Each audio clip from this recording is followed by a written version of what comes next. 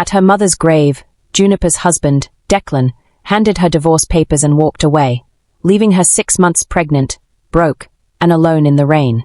What he didn't know was that, at that exact moment, $500 million was being transferred into Juniper's name. And by the time Declan discovers the truth, it will already be too late to escape what he set in motion. Subscribe for more true-style revenge stories like this, and tell me in the comments where you're watching from. The rain fell hard over Ravenwood Cemetery, heavy and unrelenting. It turned the fresh earth into sludge, soaking Juniper's thin black dress, running cold down her spine. She stood motionless beside the lowered casket, one hand braced against the curve of her belly, the other clenched tight around a single white rose. Her mother was gone. No speeches now, no mourners left behind, just mud, rain, and silence. The funeral had ended quickly, painfully modest. No grand headstone, no procession of cars, just a rented canopy, a tired priest, and a grief that sat too heavy in her chest to speak. Beside her, Declan checked his watch. Again. His jaw tightened with every passing second, irritation leaking through the polished calm he wore so well in boardrooms. The rain speckled his tailored coat. His leather shoes sank slightly into the mud, and he shifted his weight as if the ground itself offended him. "Are we done here?" Declan said. Juniper flinched. Her voice came out thin.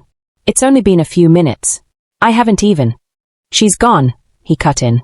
"Standing in the rain won't change that." Juniper's gaze dropped to the simple wooden marker bearing her mother's name. No marble. No stone. She couldn't afford it yet. Medical bills had swallowed what little savings they had. What little she had, at least. She swallowed. Just one more moment. Declan exhaled sharply, the sound more annoyed than tired. "You've had your moment." Then he turned fully toward her, his expression shifting. No patience left now, just decision. "There's no good time for this," he said, "so I'll just get it over with." Before Juniper could respond, he reached into his coat and pulled out a manila envelope. He pressed it against her hand. She stared at it. "What is this?" Declan didn't hesitate. "Divorce papers." The word hit her harder than the rain. For a second, everything seemed to tilt. Her stomach tightened, breath snagging as she instinctively cradled her belly. Her voice broke. "You're doing this now." "I've already signed," he continued calmly. "My attorney will handle the rest. You need to be out of the apartment by tomorrow night." Juniper's legs wobbled beneath her. "My mother was just buried," she whispered. "I'm carrying your child." Declan adjusted his cuff as if she had commented on the weather. "And this marriage no longer makes sense for me." She stared at him, rain streaking through her lashes. "For you." "I'm close to making partner," he said. "My life is changing. I need a wife who fits that future, someone who adds value, not drains it." The words landed slow and brutal. "A drain?" Her breath trembled. "I worked 2 jobs while you finished law school. I paid for half of what you own." "And I appreciated that," he replied flatly. "But appreciation doesn't equal obligation." Juniper shook her head in disbelief. "There's someone else." Declan didn't deny it. "Jessica," he said. "She understands my world." The name hollowed her out. The consultant from his firm. The woman who laughed too loudly at his jokes. Juniper's grip tightened on the envelope. "So this is it. You leave me here, with my mother in the ground and your child inside me, for your boss's daughter." Declan reached into his pocket again, pulling out his car keys. "There's $5,000 in the joint account. Use it to get by. After that, you're on your own." $5,000. He turned away before she could speak again, his footsteps moving toward the sleek sedan waiting near the road. The engine roared alive, tires splashing mud as he pulled away without once looking back. Juniper stood frozen. Rain soaked her hair, her face, her hands. The envelope slipped from numb fingers, landing in the wet grass. Then her knees gave out. She collapsed beside the grave, a broken sound tearing from her chest as grief finally overpowered shock. In less than 24 hours, she had lost her mother, Oi, and her husband. She stayed there long after the rain had numbed her skin. She barely noticed the headlights cutting through the storm. A black luxury sedan rolled to a gentle stop behind her. A driver stepped out, opening an umbrella before an older man emerged, tall, silver-haired, dressed in a charcoal suit untouched by the rain. He approached quietly, holding the umbrella over her trembling form. "Juniper Hale?" he asked. She looked up slowly, eyes red, mascara streaked down her cheeks. "Who are you?" "My name is Mr. Thorne," he said gently. "I was your mother's attorney." Juniper let out a hollow laugh. You're mistaken. My mother worked in a grocery store. Mr. Thorne regarded her with quiet patience. That was the story she told the world. He extended a hand. Please, come with me. She hesitated, then another wave of dizziness rolled through her, and she accepted. As the car door closed behind them, sealing out the sound of the storm, Juniper had no idea that she had just stepped out of the worst day of her life, and into a war that would soon consume everything Declan thought he owned. The rain was already fading into memory by the time the car pulled onto the highway.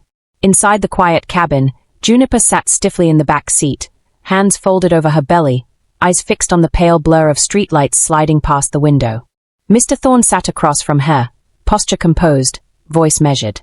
Your mother instructed me to wait for the funeral before approaching you. She was very specific. Juniper swallowed. About what? He removed a slim leather folder from his briefcase but didn't open it yet. About timing. About privacy. About protection. The words sounded strange, foreign against the raw grief still lodged in her chest. She said you would be alone when I arrived, he continued. She was correct. Juniper looked down. The silence stretched, heavy but controlled, until the car slowed and turned into the circular drive of a discreet private facility. No grand sign, no marble columns, just glass, steel, and security that moved without noise. Inside, warmth wrapped around her immediately. A nurse appeared. A glass of water was placed in her hands. The tremor in her fingers betrayed how close she was to collapse. Mr. Thorne waited until the door closed behind the nurse before opening the folder. Juniper, he said, your mother, Evelyn Hale, passed away this morning at 9:14 a.m. Juniper nodded faintly. I know. What you don't know, he continued, is that at 9:15 a.m., an irrevocable transfer order was activated. Her brow furrowed. Transfer of what? Mr. Thorne slid a single document across the desk toward her. At this moment, he said, you are the sole beneficiary of $500 million. The words didn't land all at once. They scattered, impossible pieces that didn't form sense. Juniper breathed once, twice. That's not funny, she whispered. I assure you, Mr. Thorne replied calmly, this is not a joke. He turned the document so she could read it. Account numbers. Authentication codes. Her name, printed clean and precise. Your mother built an offshore logistics empire under a shell structure spanning 22 years, he said. Multiple names. Multiple jurisdictions. Quiet acquisitions. No public ties. Juniper stayed at the paper. My mother stocked shelves at a supermarket. And quietly owned 3 freight ports, 2 tech funds, and controlling interests in 5 regional shipping companies, he said. By design, no one ever suspected her. Juniper's pulse hammered in her ears. Why hide it? She asked. Because wealth changes how people approach you, Mr. Thorne said. Your mother did not want that kind of life. And more importantly, she didn't want that life for you until the timing was right. Juniper's hand drifted to her stomach. Why now? Mr. Thorne's gaze softened. She knew your husband would leave you, he said. Juniper stiffened. You're wrong. She hired me 2 years ago, he continued evenly, after discovering an affair tied directly to his professional advancement. She tracked his promotions, his spending spikes, his meetings. She prepared for exactly what happened today. Juniper's breath turned shallow. She delayed activation of the inheritance, Mr. Thorne said, until the exact moment you were publicly abandoned. That way, there could be no legal contest of marital assets, no claim to spousal entitlement, no leverage. Juniper looked up slowly. So Declan receives nothing, Mr. Thorne confirmed. Her thoughts raced backward through the day, the watch glances, the impatience, the envelope so carefully timed. He divorced me for money, Juniper whispered. Yes, Mr. Thorne said. Just not yours. A quiet, almost cruel symmetry settled into the room. The transfer is already complete, he continued. Funds are distributed across sovereign accounts. Corporate structures are now under your control. No reversal is possible. The silence surrounding these assets is intentional. Juniper leaned back in the chair, dizzy, not from grief now, but from the sudden weight of power she never asked for. What do I do? She asked quietly. For now, Mr. Thorne replied, nothing at all. You vanish. You heal. You allow the world to believe exactly what your husband believes, that he walked away from a broke widow with no safety net. Juniper thought of Declan's car disappearing into the rain, of Jessica waiting somewhere warm and certain of victory. And later, she asked. Mr. Thorne closed the folder. Later, Juniper, you decide what justice looks like. Silence filled the room again, but this time, it wasn't empty. At that exact moment, across the city, Declan lifted a glass of champagne beside Jessica on a rooftop balcony, smiling as if every door in the world had just opened for him. Completely unaware that the woman he abandoned in the mud now owned a future big enough to bury him. Declan didn't look back. That was the lie that followed him the rest of his life, that he never even checked. In reality, as the elevator carried him down from the rooftop balcony, champagne still warm in his bloodstream, his thoughts flickered briefly to Juniper kneeling in the rain. Mud on her dress. Shock in her eyes. The image tugged at something inconvenient in his chest. Then the doors opened, and Jessica was waiting. She looped her arm through his without hesitation. You okay? Better than okay, he said, forcing a smile as they stepped into the underground garage. It's finally done. Jessica's lips curved. You really served her at the grave. It was efficient, he said. Clean. No follow-up. Jessica laughed softly, impressed. Cold. Practical, he corrected. By the time they drove off, Juniper was already fading into a version of the past he intended to overwrite. Juniper didn't cry again that night. After the facility discharged her, Mr. Thorne arranged quiet lodging beyond the city limits, small, guarded, untraceable. No cameras facing the entrance. No registry under her name. She slept for 14 hours. When she woke, the world felt surgically calm. On the bedside table sat a burner phone, a debit card, and a folded note in neat, precise handwriting. Spend nothing publicly. Speak to no one who knew you before. We begin quietly. The first transfer arrived at dawn, 7 figures, unmarked, visible only through encrypted access. Juniper stared at the screen for a long time before placing the phone face down. Wealth hadn't made her feel powerful. It made her feel hunted. Over the next weeks, she disappeared. No social media. No shared contacts. No location data. The apartment Declan had thrown her out of was emptied by movers he never met. The joint account he left behind remained untouched, every dollar sitting exactly where he had placed it, like a silent accusation. Mr. Thorne became her gatekeeper.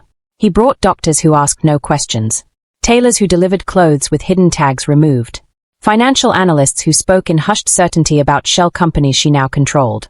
She learned quickly, not in spreadsheets alone, but in restraint, in silence, in delayed reactions, in letting people underestimate her for just a little longer than comfort allowed. Every morning, she walked a stone path behind the safe house, one hand on her belly, counting breaths, learning how to be calm inside a storm that no one else could see. And every night, without fail, Mr. Thorne delivered a brief report. Declan was rising.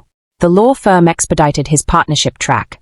Jessica became publicly visible beside him, charity galas, industry dinners, magazine spreads. The narrative was clean. The divorced man. The upgraded life. The ambitious new beginning. Declan bought a penthouse 3 weeks after the divorce finalized. He framed the divorce decree. Not sentiment, symbol. Proof that he had chosen himself and won. And when colleagues clapped him on the back and said, "You dodged a bullet," he agreed. Wholeheartedly. Juniper watched none of it directly. She received summaries. Heard the details without images. Without sound. Without commentary that could soften or sharpen their edges. That emotional distance matters, Mr. Thorne reminded her. Vengeance fails when it becomes personal too soon. Juniper absorbed that lesson in silence. The baby kicked one evening as she stood by the window overlooking the private waterway. She flinched instinctively, then smiled for the first time since the cemetery. "You'll know when it's time," she murmured. 2 months later, Declan made his first mistake. He moved funds through a corporate structure he believed was clean. Juniper already owned it. Declan never saw it. That was the genius of his first mistake. It looked exactly like momentum. The transfer moved through a subsidiary he trusted, one created years earlier to shield high-risk acquisitions. The compliance officer signed off without hesitation. The numbers balanced. The approval chain moved smoothly. From the outside, it was another clean expansion. From the inside, it was Juniper's. Mr. Thorne stood beside her at a long glass table as the alert arrived. Asset Cluster E17 just received a 7-figure infusion, he said calmly. Source, Declan Sterling. Juniper scanned the figures without blinking. Route it. With delay. Strategic delay, she corrected. The funds moved exactly as Declan intended, only the destination quietly rewrote itself beneath the surface. No alarms. No flags. Just ownership changing hands in silence. He had unknowingly financed his future collapse. 3 days later, Declan stood in his new office overlooking the river, watching the city pulse below him. The glass reflected a man who looked complete, tailored suit, engraved nameplate, Jessica walking in unannounced like she belonged there. She dropped a lipstick-marked folder onto his desk. The foundation board is impressed. They should be, Declan replied. This firm doesn't stumble, it builds. Jessica perched on the edge of his desk. And we rise with it. Declan smiled. He felt untouchable. Across the city, Juniper sat in a private clinic as a specialist reviewed her scans. The baby was strong. Steady. Healthy. You've kept your stress remarkably low for your situation, the doctor said. Juniper almost laughed. Stress was just noise now, pressure without panic. She had learned to store it in quiet places. As she left, Mr. Thorne met her at the exit with the latest update. Declan's firm is preparing an aggressive merger, he said. High leverage. Public exposure. Juniper nodded. Then the next thread anchors there. Declan began seeing anomalies the following week. Nothing catastrophic. Just friction. A board vote delayed. A funding line slowed. A licensing review stalled without explanation. Every obstacle arrived with plausible deniability, the kind that couldn't be challenged without appearing paranoid. Jessica brushed it off. That's just scale resistance. Big money always drags. Declan wanted to believe her. But irritation began replacing certainty. The second mistake came when he tried to circumvent the delay. He rerouted capital through a backup channel that had once been shielded by old legal privileges. He forgot one detail. Juniper owned that too. When the transaction completed, Mr. Thorne didn't even look surprised. He's panicking now, he said. Juniper watched the numbers settle. No, she replied quietly. He's improvising. Panic comes later. That night, Declan snapped at Jessica for the first time. I told you to keep your father out of this, he said sharply. I'm helping, she shot back. You're acting like this is already a war. It feels like one, he muttered. Jessica scoffed. You're exhausted. That's all. But later, alone in the dark, Declan opened his laptop and reviewed ledger after ledger. Everything looked right, which terrified him. Juniper, meanwhile, authorized nothing publicly. She waited. Each day added weight to the structure Declan was unknowingly leaning on. Each new debt, each leveraged promise, each public claim of growth tightened the net he couldn't see. She had learned something crucial in the weeks since the funeral. Men like Declan didn't fall when pushed. They fell when they ran forward at full speed and found the ground missing. The third mistake came wrapped in celebration. Declan's merger was approved. His photo appeared in an industry publication with the headline, Sterling leads the future of expansion. That same afternoon, Juniper closed the loop. She didn't trigger collapse. She triggered exposure. The article went live at 9 a.m. By 9:17, Declan's phone hadn't stopped buzzing. Congratulatory messages at first, partners, investors, syndicate groups celebrating the bold merger. The kind of momentum that tasted like victory. By 9:41, the tone changed. A junior analyst flagged an irregularity in the valuation release. A financial blogger questioned the timing of the capital stack. A regulatory forum reposted the deal breakdown with a single, dangerous word attached. Unverified. Declan refreshed his screen twice, irritation flickering across his face. Noise, he muttered. Jessica crossed the office with a tablet in her hand, eyes narrowed. It's trending. Let it trend, he said, too quickly. But the word unverified spread with surgical speed. By noon, a secondary outlet published a quiet follow-up.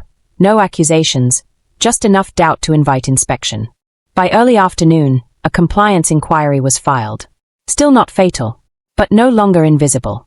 Juniper watched none of this unfold in real time. She sat in a sunlit private unit overlooking slow-moving water as Mr. Thorne read the day's chain reactions aloud. Media pressure increasing, he said. Regulatory bodies are requesting clarification. One of Declan's silent partners has frozen disbursements. Juniper fed koi in the artificial pond below her balcony, the bright shapes breaking the surface without fear. Has he noticed yet? She asked. Mr. Thorne allowed himself the faintest smile.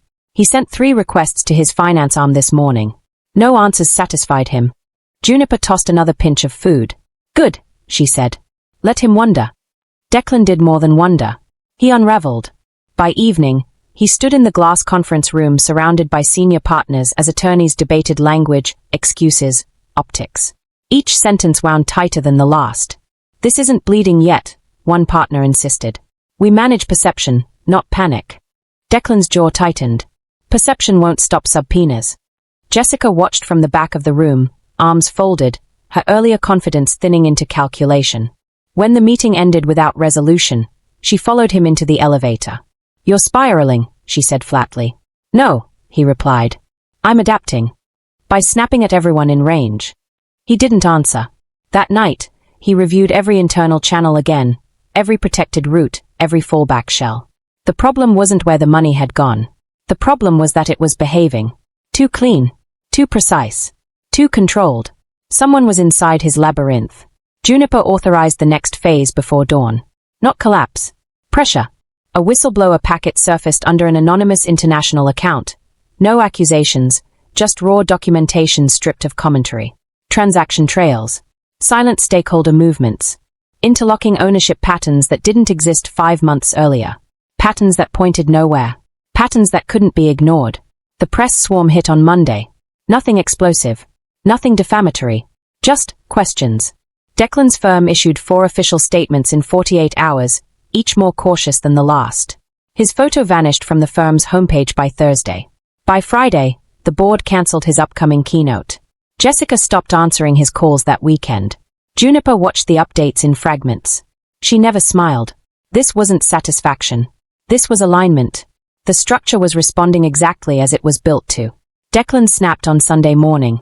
He drove unannounced to his father's estate, storming into a breakfast he hadn't been invited to. "I need liquidity," he said sharply. "Now." His father studied him over folded hands. "The market smells blood around you." "It's temporary," Declan insisted. Some idiot stirred a narrative. "Then weather it," the older man replied. "I don't underwrite instability." For the first time in years, Declan left empty-handed. That night, alone in the penthouse meant to symbolize victory, he poured a drink with shaking hands. The city still glittered outside his windows, but it no longer felt like it belonged to him. For the first time since the cemetery, the image of Juniper came back uninvited. Soaked. Silent. Watching him leave. A chill threaded through his spine. Juniper, miles away, stood before a mirror as a stylist adjusted the line of a tailored coat, soft, understated, expensive in ways that couldn't be guessed. Mr. Thorne stepped in quietly. He's looking for unseen enemies now. Juniper met her own reflection, steady, unfamiliar, composed. "Good," she said. Now he's finally looking in the wrong direction. Declan stopped reacting. He started hunting. Monday morning, he cancelled every public appearance, shut down 3 advisory channels, and rerouted all private communication through a single encrypted line. By noon, he'd hired a boutique forensic firm known for dismantling hostile financial shadows, the kind of team executives used only when lawsuits weren't enough. The lead analyst met him in a private office with no windows and a soundproof seal. "You're not dealing with chaos," the man said after reviewing the files. "You're dealing with orchestration." Declan felt his throat tighten. "By who?" The analyst shook his head. "Someone patient. Someone who already owns infrastructure you thought was neutral ground." Declan left with no answers, just one confirmation he hadn't wanted. This wasn't coincidence. This was design. Across the water, Juniper received the notice without ceremony. "He's turned forensic," Mr. Thorne said. "He'll start probing shell origins next." Juniper nodded. "Then we accelerate." "You'll expose yourself." "Not directly," she replied. "Only the story he's already written for himself." Declan's next move was reckless. He went to Jessica's father. No press. No attorneys. No buffers. Just need. They met in a private dining room wrapped in espresso wood and old power. "I need protection," Declan said bluntly. "Your industry weight, your political insulation." Jessica's father studied him for a long moment. "You've over-leveraged public trust. It's a temporary distortion." "Distortions reveal structure," the man replied evenly. "And yours is cracking." Declan felt the rejection like a slap. When he exited the building, Jessica wasn't waiting. Juniper greenlit Phase 3 that night. Not public. Personal. A sealed file landed on a foreign regulatory desk, untraceable, surgically compiled. It contained one thing Declan had never buried completely. The acquisition that built his reputation. The one deal journalists had once called miraculous. The one that hid a buried ethical fracture. Within 48 hours, the inquiry was reopened. Quietly, Declan felt it shift before he saw it. A partner avoided his eyes. An internal system locked him out of historical sourcing. By the time the formal letter arrived, he already knew the word it would carry. Review. Not accusation. Not indictment. Review. The slowest knife in existence. Jessica finally answered his call on Thursday. You brought fire to my father's door, she said coldly. I needed leverage. What you needed was restraint. I needed loyalty. There was a pause, brief, final. You should have stayed with your pregnant wife, she said quietly. At least she believed in you. The line went dead. Declan stood motionless, phone still pressed to his ear. For the first time since he handed Juniper those papers, there was no one left to reassure him. Only silence. Juniper felt the baby shift as she watched the floodlights ignite along the private waterfront. The dusk reflected in glass and steel like a world holding its breath. His personal scaffolding is collapsing, Mr. Thorne said behind her. Next comes identity panic. Juniper placed a hand over her stomach. That's when he'll make his most revealing choice. Declan made it that very night. He broke the one rule his entire career had been built on. He went public, recklessly. A late-night exclusive. Carefully chosen host. Controlled questions. He spoke of misinformation, sabotage, enemies he refused to name. He framed himself not as a titan of industry, but as a target of shadow aggression. Forces that profit from destabilization, he said. The broadcast went live at 11:38 p.m. By midnight, analysts were dismantling his narrative line by line. By morning, regulators were quoting his own statements back to him in formal requests. He hadn't created a shield. He had created a spotlight. Juniper watched the playback without expression. He stepped onto the stage, she said. Mr. Thorne closed the tablet. Then the stage becomes the trap. Declan slept for less than an hour before the knock came. Not police. Not press. Board members. Faces grim. Voices controlled. He watched the final authority slip from his grasp in measured sentences he couldn't interrupt. Suspension. Provisional removal. Emergency stewardship. He was no longer steering the storm. He was inside it. And in the quiet that followed the board's departure, Declan finally asked the question he'd been running from since the cemetery. Who is doing this to me? Juniper's name moved through his thoughts like a ghost. But he dismissed it just as quickly. The woman he left in the rain couldn't possibly be the architect of his collapse. That belief would destroy him. Declan didn't sleep that night. He sat in the dark of his penthouse long after the board members left, the city still blazing through floor-to-ceiling glass, every light below him a reminder of what he had almost owned completely. Suspended. The word echoed like a slow bell inside his skull. By dawn, paranoia had hardened into obsession. He replayed every failure backward, every stalled transfer, every frozen account, every perfectly timed delay. Too clean for rivals. Too intimate for chance.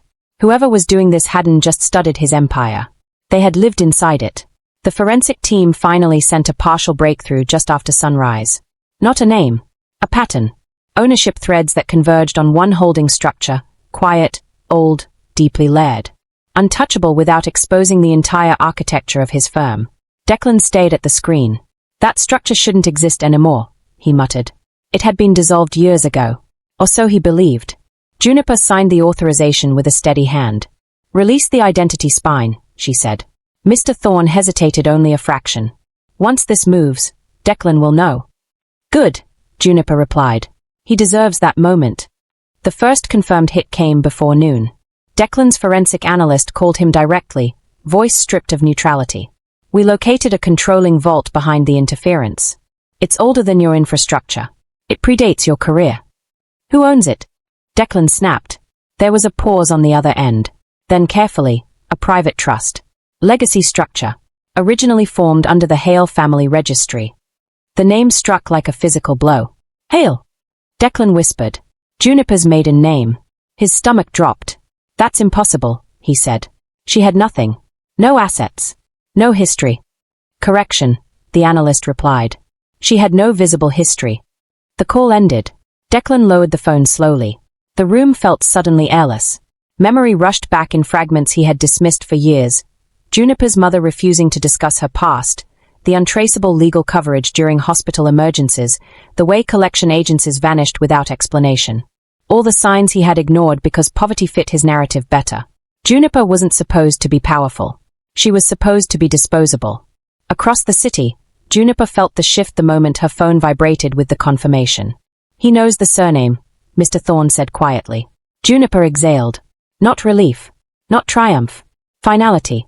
Declan drove without destination. Through streets that once felt like proof of ownership, now just corridors of uncertainty. His hands trembled against the wheel as panic finally bled through calculation. At a red light, he whispered the truth aloud for the first time. It's her. The woman he left kneeling in the rain. The woman he had reduced to an exit strategy. The pregnant wife he believed would disappear quietly. She hadn't disappeared. She had repositioned. By evening, his suspension became public. The headline didn't accuse him, it questioned him, which was worse. Sterling steps aside amid structural review. Jessica didn't call. His father didn't text. The industry didn't wait. Power never did. Juniper prepared for her first visible move that night. Not public, not aggressive, just undeniable. A gala benefit tied to global trade infrastructure. Invitation only. Her name placed discreetly among the major donors. Not spotlight. Confirmation. A single RSVP acceptance was transmitted under her new identity. Declan would see it. He did. The invite reached his assistant before it reached him, but by the time it hit his desk, the damage was already done. He read the name twice. Juniper Hale. Not Sterling. Hale. Listed beneath a donation larger than his remaining liquid net worth. His breath left him in pieces.